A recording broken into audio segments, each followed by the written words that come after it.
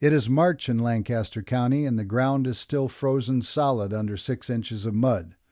But inside the low greenhouse behind our barn, the tomato seedlings Esther started from Save Seed 3 weeks ago are 2 inches tall and reaching for the light.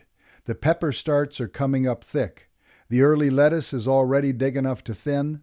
Outside it is 28 degrees. Inside that greenhouse it is 52, and there is not a single wire running to it from anywhere. No propane line, no electric baseboard, no thermostat on the wall, just a simple infrared heater my son and I built from clay pots and a handful of candles and a few dollars in hardware, sitting on a shelf in the corner, doing its quiet work all night while the wind cuts across the field. Most folks who want to start seeds early or carry tender plants through a cold snap believe they need to run power to the greenhouse. They buy an electric space heater, $40, $60, and watch the electric bill climb all March. Or they buy a propane heater and pay for the tank and the regulator and the fittings and worry about the fumes. And every spring the same story. A cold snap in April kills the seedlings they spent February nursing because the heater tripped a breaker or the propane ran out at 3 in the morning and nobody was awake to catch it. Now, I want you to sit with this. The clay pot heater is not a new invention. It is not my invention. It has been sitting in the old books and the old farmhouses and the cold frames of careful kitchen gardeners for as long as there have been clay pots and tallow candles. What it is honest physics. Put a flame under a mass of dense clay, and the clay soaks up the heat and gives it back slowly, gently, steadily, the same way a stone floor soaks up the afternoon sun and keeps a room warm past midnight. The candle heats the clay heats the air, and the air in a small greenhouse stays above freezing all night on a few cents worth of wax. My name is Amos Stoltzfus.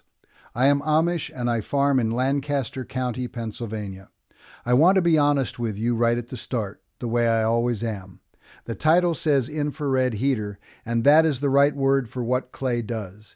Heated clay radiates warmth in the infrared range, the same gentle radiant heat you feel from a warm stone or a brick hearth, not a blast of hot forced air, but a steady, quiet radiation that warms the things around it rather than just the air passing through it. It is real heat, and it is enough for a small to medium greenhouse in shoulder season cold. What it is not is a solution for a large commercial greenhouse in a hard freeze. I will tell you exactly what it handles and what it does not, and you will have the honest picture before we are done. Stay with me. Before I go further, for the folks who want all of this, every method I have shown on this channel and the ones I have not gotten to yet, all in one place, I have put it together in a book at my website, AmosStoltzfus.com. I will not push it again in the video. If you want it, it is there. Now let me show you how to build it. But first, let me tell you what is really happening inside that clay pot, because once you understand the physics of it, everything else in this video makes plain sense, and you will know how to adjust the method for your own situation. A candle flame burning in open air puts out a real but modest amount of heat. Most of that heat rises straight up into the air and disperses. It warms a small column of air directly above it, and the rest drifts off and does nothing useful. That is the limitation of an open flame in a large, cold space. The heat does not stay where you need it. Now set a clay pot upside down over that candle. Not touching the flame, a little gap at the bottom for air to feed the burn, but close enough that the rising heat has nowhere to go except into the clay. The clay absorbs it. Terracotta, which is what a plain clay pot is made of, is a dense, porous material with what the building folks call good thermal mass. It soaks up heat and holds it the way a cast iron pan holds heat, long after you pull it off the burner. The pot gets warm, then it gets warmer. Then it begins to radiate that heat back out in all directions, not just up in a column, but outward in a wide, low, gentle wave that warms the air and the surfaces around it evenly. Stack a second larger pot over the first with a bolt through the drain hole to hold them apart, and you have trapped a second chamber of air between the two pots. That trapped air heats up and the outer pot heats up, and now you have two radiating surfaces instead of one. A small clay pot arrangement over 3 or 4 candles can raise the temperature in a sealed small greenhouse or cold frame by 15 to 30 degrees Fahrenheit above the outside air and hold it there through the night. That is the difference between losing your seedlings at 28 degrees and waking up to find them alive and reaching. This is not folk magic. This is the same thermal mass principle the old masonry heater builders used when they built great stone towers in the middle of farmhouses to store the heat of a small fire and release it slowly for 18 hours. The clay pot is just the small, humble version of the same physics.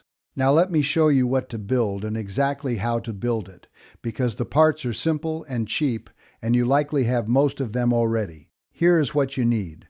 1 large clay pot, terracotta, unglazed. 10 to 12 inches across the top is a good size. Do not use glazed ceramic. The glaze seals the pores and the pot does not absorb and radiate heat the same way. Plain unglazed terracotta from any garden center, $3 to $6. 1 medium clay pot, 6 to 8 inches across. Same material, unglazed, $2 to $3. 1 all-thread steel bolt, 3/8 inch diameter, about 4 inches long. A hardware store sells these by the piece for under $1. You need 4 nuts and 4 washers to fit that bolt. Together, under $2. A handful of standard tea light candles, the unscented kind, plain white, nothing fancy. A box of 50 runs $4 to $6 at any dollar store or grocery store. That box will run your heater for many nights. A small metal tray, a pie tin or a loaf pan or a square baking sheet, something non-combustible to set the candles on and catch any drips. You likely have one in the kitchen already. A few bricks or fireproof blocks to set the whole assembly on, raising it off the greenhouse floor so the heat radiates out and not just down. Scrap bricks from any building project work fine. That is the whole parts list. $10 to $15 at the outside if you buy everything new. Likely $5 or $6 if you have the tray and the bricks already. Here is how to assemble it. I will tell it slow. Take the bolt and feed it up through the drain hole in the bottom of the small pot. Drain hole facing up, which means the pot is upside down. Thread a washer and a nut onto the bolt on the outside of the small pot, the part that is now on top. Tighten it snug so the bolt is held firm in the pot's drain hole. Now thread another washer and nut onto the lower end of the bolt, the end hanging down out of what is now the bottom of the upside-down small pot. This lower washer and nut act as a spacer. They keep the bottom rim of the small pot lifted about ½ an inch off whatever sits below it, leaving a gap for air to move up into the pot and feed the candles. Now take the large pot, also upside down, drain hole at the top. Feed the top end of the bolt up through the drain hole of the large pot. The small pot sits centered inside the large pot, with the bolt holding them in alignment and the gap between the two pots creating a chamber of trapped air. Thread the final washer and nut onto the top of the bolt, above the large pot, and tighten it down. The bolt now runs through both pots, holds them a fixed distance apart, and the whole thing is one piece you can set down and pick up safely. Set your tea light candles on the metal tray, 3 or 4 of them arranged in a small cluster, not touching each other. Set the assembled clay pot heater over the candles with the rims of the outer pot resting on the bricks so there is a gap at the bottom. The candles must have air reaching them or they will gutter and go out. The gap at the bottom feeds the burn. The clay above captures the rising heat. That is the whole assembly. 20 minutes of work. Now I know some of you are reaching for a pencil right about now to get down the bolt size and the pot measurements and the candle count. You do not need to. The 3/8 inch bolt, the 4 inches of thread, the 10 to 12 inch outer pot, and the 6 to 8 inch inner pot. The 3 or 4 candle arrangement, every dimension and every part I just gave you is written down plain in the book at my website, the same one I mentioned at the start. These are things to have on paper in the greenhouse with you when you are building, not to hold in your head from a video. So set the pencil down and stay with me, because the next part is where most folks go wrong, and it is the part that decides whether this heater keeps your plants alive or becomes a danger in the greenhouse. Safety. I will not move past this quickly because fire in a greenhouse is a real risk, and you deserve the plain word on it before you light the first candle. The candles must be on a non-combustible surface. The metal tray handles this. Never set tea lights directly on a wooden shelf or a plastic surface or the ground cloth some folks use in their greenhouse. The wax can pool and drip, and a puddle of melted wax near a flame on a combustible surface is a fire you did not plan for. The clay pot heater must sit on bricks or concrete blocks or another non-combustible support. It must not sit directly on wood framing or wooden greenhouse shelves. The bottom of the outer pot gets genuinely hot after an hour of running, and wood beneath it will char over time and can ignite. Keep the heater away from any plastic sheeting, burlap, hanging fabric, or dry plant material. A greenhouse is full of combustible things, and the heater needs a clear foot of space in every direction from anything that can burn. Set it on the floor or on a brick platform in the middle of the space, not tucked into a corner under the potting bench. Never leave it burning unattended overnight in a greenhouse you cannot monitor. This is the honest limit I need you to hear. The tea light candle version of this heater is for supervised use, for a cold afternoon in the potting shed, for a night when you can check it before bed, and again first thing in the morning. It is not a set-it-and-forget-it device. The candles burn down and go out on their own, which is actually a safety feature, but if one candle gutters and a drip of wax catches, you want to know about it. A battery-powered smoke alarm hung inside the greenhouse costs $8 and is not optional if you are burning anything inside a closed structure. Put one in. It is the single most important thing I have told you today. Ventilation. A small flame in a sealed space consumes oxygen and produces carbon dioxide. In a very small, very tight greenhouse with multiple heaters running, you can reduce oxygen enough to affect the plants and, if you are sleeping in there, to affect you.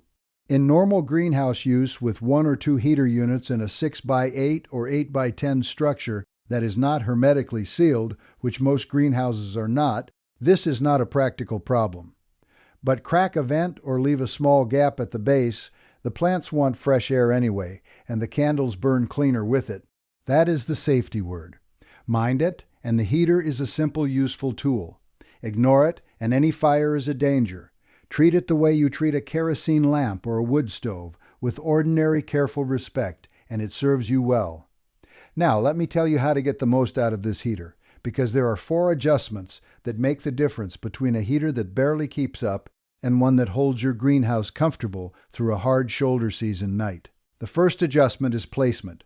Set the heater low and central. Heat rises. A heater on the floor of a greenhouse pushes warm air up through the whole space. A heater on a high shelf warms the ceiling and does almost nothing for the seedlings on the bench below. Central placement means no corner of the greenhouse is far from the warmth. If your greenhouse is long and narrow, 2 smaller units, one at each end, will serve you better than 1 large unit in the middle.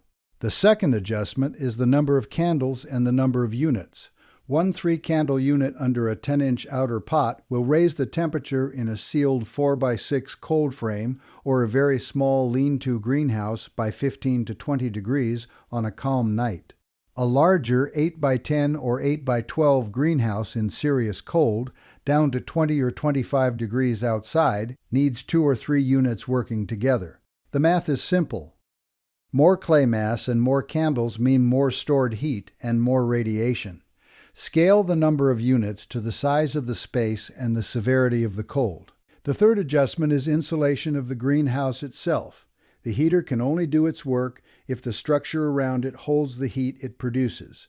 A single layer of plastic film greenhouse lets heat bleed out as fast as the candles produce it. A double-wall poly greenhouse, 2 layers of plastic with an air gap between them, holds heat twice as well. Bubble wrap laid over seedling trays on cold nights, old blankets hung over the north wall, a layer of row cover fabric draped over the most tender plants. These cost almost nothing, and together they double or triple the effective warmth the heater produces. Do not spend your effort making a better heater when making a tighter greenhouse will do the same work for less. The fourth adjustment is thermal mass inside the greenhouse. Fill black painted gallon jugs with water and set them near the heater. Dark water jugs in the sun absorb heat all day and release it slowly all night. The same principle as the clay pot, but using water as the storage medium. Water holds heat even better than clay. A row of black jugs along the south wall of a greenhouse can add 5 to 8 degrees of overnight warmth with no fire at all, just the sun doing the work during the day and the water paying it back at night. Pair that with the clay pot heater on a cold night, and the two methods together will carry most seedlings through anything a Pennsylvania March can put at them.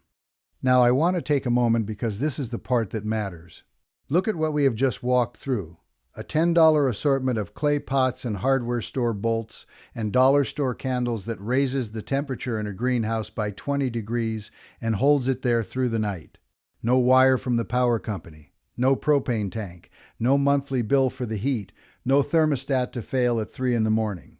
Just clay and wax doing what clay and wax have always done when a patient person arranges them right. Go to any home and garden store this spring and look at the electric greenhouse heaters on the shelf. $45, $65, $90. Every one of them needs an outlet. Every one of them adds to the electric bill every night it runs. Every one of them has a thermostat that can fail, and a heating element that burns out after a few seasons, and a cord that is a trip hazard, and a load on a circuit breaker that may not be sized for a cold snap when everything in the house is already running. And when the power goes out in the ice storm, which is the exact night you need the greenhouse heat most, every one of them is a cold, useless box. The clay pot heater does not care about the power company. It does not care about the ice storm. It cares about whether you set the candles level and left enough gap for the air. That is all it asks of you. There is no money in telling a person to spend $10 on clay pots and tea lights and stay warm all season. There is good money in selling the $65 electric heater and the replacement heating element 2 winters later. So nobody at the garden center will show you the clay pot shelf and explain the physics of thermal mass. Nobody runs a commercial for the method that runs on dollar store candles, and a whole generation of kitchen gardeners has come to believe that keeping a greenhouse warm without electricity is not possible, or is a trick only the off-grid people know. It has never not been possible. My grandfather kept his cold frames alive through March with nothing but clay crocks and lamp oil. His father did the same. The physics have not changed. The clay still holds heat the same way it did in 1880. The only thing that changed is who is selling what, and whether anybody is still passing the knowledge down from the old gardeners to the new ones. I am passing it to you now. So here's what I want you to do this week. Walk into any garden center or hardware store and buy one large terracotta pot 10 to 12 inches and one medium one 6 to 8 inches. Pick up a 3/8-inch bolt 4 inches long with 4 nuts and 4 washers at the hardware counter. Stop at the dollar store for a box of unscented tea lights. Find a metal tray in the kitchen and 3 old bricks in the yard. Spend 20 minutes assembling the heater the way I showed you. Set it in your greenhouse or your cold frame on the brick platform with the candles lit and the smoke alarm on the wall. Put your hand near the outer pot after 30 minutes and feel what the clay is doing. That steady, gentle warmth coming off the terracotta in all directions, that is infrared radiation. That is the same heat the museum restorationists and the passive solar builders and the masonry heater masons have all been working with for centuries. And it cost you $10.20 to have it working in your own greenhouse before the week is out. Tell me in the comments below, what are you trying to keep alive in your greenhouse this spring? Tomato starts, pepper seedlings, tender herbs, overwintering citrus, something else you have been nursing through the cold? And if you have already tried a clay pot heater or something like it, tell us what you learned. The folks just starting out should hear from the ones who have already run it through a cold snap or two. I read every single one, and the full build instructions with every measurement and the scaling guide for different greenhouse sizes is in the book, right below in the comment section for those who want it all on paper in front of them when they are building. Next time, since we have been speaking of keeping the greenhouse warm through the cold months, I'm going to show you the old way my people build a simple cold frame from salvaged windows and rough lumber, the kind that sits against the south wall of the barn and grows lettuce and spinach all the way through February with no heat at all, just the sun and the glass and the thermal mass of the earth underneath. It is the natural next step after today. Until then, find the clay pots, light the candles, and trust what the old gardeners